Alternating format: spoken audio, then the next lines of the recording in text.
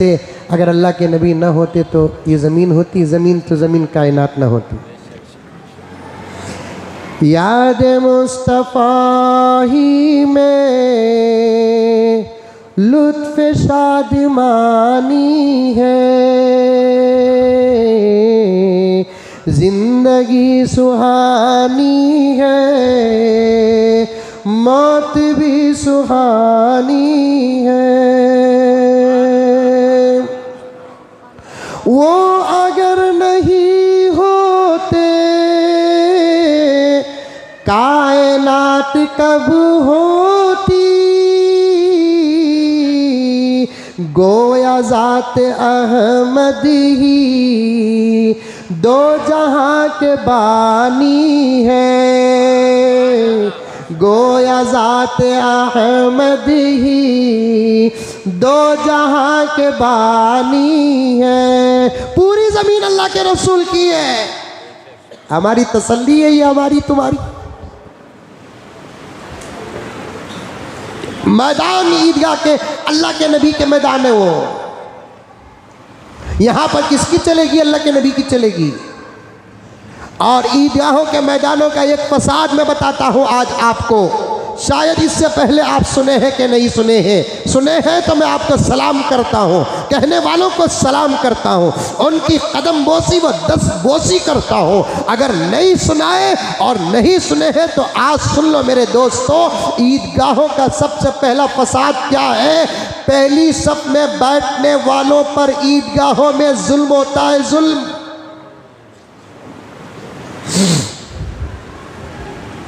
9 बजे अगर ईदगाह में ईद की नमाज है, 7 बजे जाकर बैठने वाले को पहली सफ से उठा देते। उठा रहे नहीं उठा रहे? 8 बजे जाकर बैठने वाले को पहली सफ से उठा रहे हैं। उठो जे साहब आते सोया, साहब के तो क्या जिब्रील के पोतरे हैं। किसके बाप की सफ है पहली? दारुल उलूम देवबंद जिंदा है, नदवा जिंदा है, सबीलुर रशाद जिंदा है, दीगर मदारिस अरबिया उलमाए हक जिंदा है। मसला पूछो, मस्जिदों में जगह पकड़ कर रखने का हुक्म क्या है?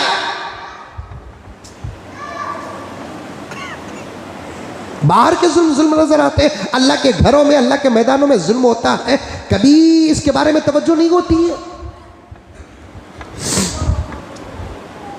फुक़हा ने साफ लिखा है, लिअन्नल मस्जिद लैसा मिल्कन लिअहदिन, मस्जिदें किसी की नहीं होती खास।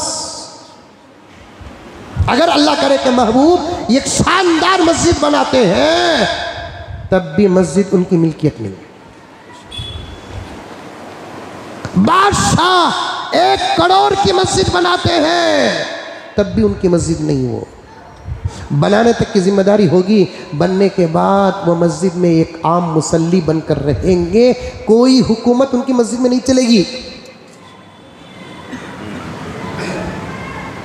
सारी दुनिया के इबादत गाहों में अल्लाह के घर की यही खास शान है। इस घर की खुसूसियत क्या है? न कोई बंदा रहा, न कोई बंदा नवाज, एक ही सब में खड़े हो गए। महमूद अयाज, फली बेचने वाला, पपई बेचने वाला,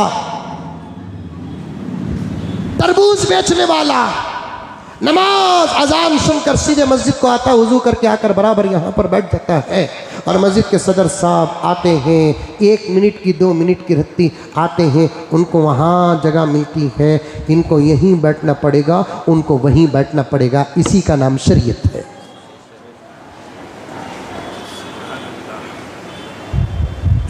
उस पपई बेचने वाले को जो आधा घंटा पहले आकर बैठा है, 1 घंटा पहले आकर बैठा है, उसे उठाकर पीछे भेजना इसराइल के जुल्म के बराबर जुल्म है।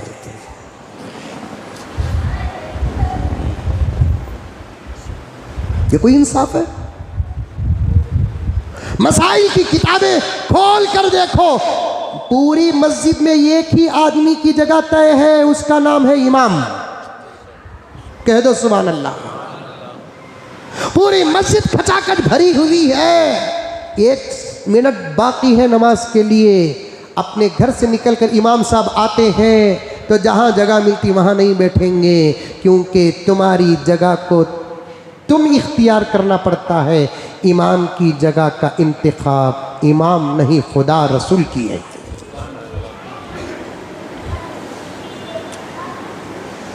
इमाम के पीछे और पीछे और पीछे जगह पकड़ना मकरू है, मकरू। आज ईदगाह में चलता है। ये कहां का फतवा है? किस मौलवी ने आपको कहा? सदर साहब की जगह पकड़ कर रखो, सेक्रेटरी साहब की जगह पकड़ कर रखो, एमएलए की जगह पकड़ कर रखो, काउंसलर की जगह पकड़ कर रखो, और वो आदमी जो साल भर फजर नहीं पढ़ता उसकी जगह पकड़ कर रखो, और उसकी जगह पकड़ कर रखो जो ईद की नमाज को ईदगाह को भी आता है, दाढ़ी मुंडा कर आता है, जिसके अखलाक पर उंगलियां उठते हैं, जिसके शर्म पर उंगलियां उठती हैं, जिसकी हया पर उंगलियां उठती है, उसके लिए जगह पकड़ कर रखने का हुक्म किस मौलवी ने दिया?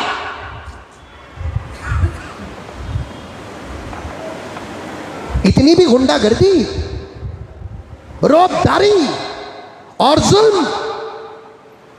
मैं डंके की चोट में कहता हूं कि ईदगाहों के जिम्मेदारों, मिजाज बदलो वरना इस्तीफा दो। अपनी आखिरत संवारो, अल्लाह रसूल के सवाल से बचो। संभाल नहीं सकते, तौबा करके इस्तीफा दे दो। कोई अल्लाह का बंदा संभाल लेगा, शरीयत के साथ चला लेगा। जुल्म और ज़बरदस्ती और जिहालत को पेश करके अपनी आखिरतें बर्बाद मत करो। मैं डंके की चोट में कहता हूँ, कुछ ईदगाहों का रिकॉर्ड मेरे पास आया है। रिकॉर्ड को देखकर, हालात को देखकर मैं बड़ी मोहब्बत के साथ, कोई दुश्मनी तुम्हारे साथ मेरी नहीं है, कोई अदावत मेरी तुम्हारे साथ नहीं है, ना तुमने मेरा बिगाड़ा है ना मैंने तुम्हारा बिगाड़ा है। तुम मेरे भाई हो, मैं तुम्हारा भाई हूं। तुम मेरी फिक्र करो कि ना करो, मैं तुम्हारी फिक्र आखिरत की करते हुए कहता हूं, तुम्हारे अंदर मसाजिद और मदारिस संभालने की और चलाने की शरीयत के मुताबिक कोई सलाहियत नहीं है। तुम्हारे लिए बेहतर यही है कि तुम इस्तीफा देकर तौबा करो। तौबा।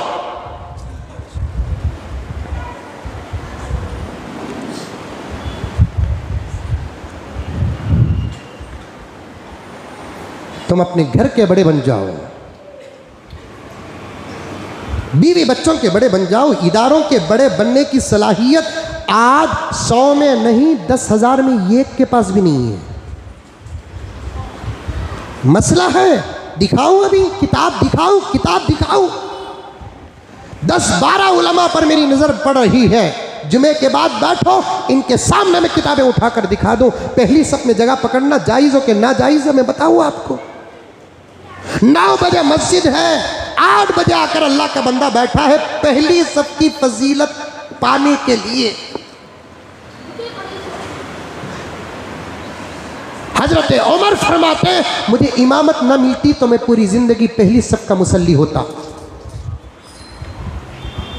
पहली सब में नमाज पढ़ने वाले की कसम, अल्लाह कहते हैं वह साफ़ाती सफ़ा। इसका तर्जुमा क्या है? तमाम तफसीरें उठाकर देखो। पहली सब में नमाज पढ़ने वालों की आयत है ये, पहली सब में नमाज पढ़ने वालों की कसम। अल्लाह कहता है ऐसे आशिकान जिनको ज़माना जानता नहीं, ऐसे अल्लाह के बंदे जिनको ज़माना जानता नहीं, चेहरों में दाढ़ियाँ हैं, सरों में टोपियाँ हैं, नमाज पढ़ते हैं, रोज़ा रखते हैं, दाढ़ियाँ रखे हुए हैं, फजीलत वो भी ईद के दिन की पाने के लिए 8 बजे इमाम के पीछे या पहली सफ में जगह पकड़ कर बैठे रहते हैं। यहां से लेकर वहां तक की जगह गुंडाराज, गुंडाराज पकड़े बैठे। उठाकर भेजते हैं, जय जाओ जी पीछे। ये अंदाज मैं नौजवानों से, ताकतवर, सेहतमंद, तंदुरुस्त नौजवानों से कहता हूँ, इस माहौल को अगर बदलना है, आइंदा आने वाली ईद उल फितर में 1 घंटा 2 घंटा पहले जाकर पहली सफ में बैठो और बैठ जाओ। उठाने वाला अगर उठाता है मत उठो, उसे उठा दलो। अशहदु अल्ला इलाहा इल्लल्लाह।